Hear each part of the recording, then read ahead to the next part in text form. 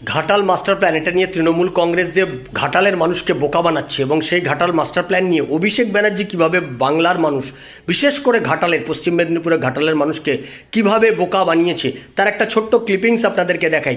আপনারা এবার একযোগে প্রশ্ন করুন, অভিনেতা দেব, ঘাটালের দীপক অধিকারী, তাকে জিজ্ঞাসা করুন, আর অভিষেক ব্যানার্জিকে জিজ্ঞাসা করুন। আপনারা তো ভোটের আগে মঞ্চে দাঁড়িয়ে বলে এসেছিলেন ঘাটাল মাস্টার প্ল্যান এবার হবে, নির্বাচনে জিতলেই আপনারা ঘাটাল মাস্টার প্ল্যান আপনারা সাকসেসফুলি করে দেবেন।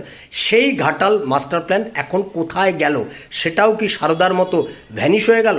আমরা গোটা ঘাটালের মানুষ এখন একযোগে এই প্রশ্ন করুন, আর দেখুন অভিষেক ব্যানার্জি কিভাবে ঘাটাল মাস্টার প্ল্যানের নামে বাংলার মানুষকে এবং ঘাটালের মানুষকে বোকা বানিয়েছিলেন। শুনুন।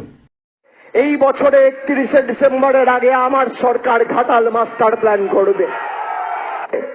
এই বছরে 31শে ডিসেম্বরের আগে আমার সরকার ঘাটাল মাস্টার প্ল্যান করবে।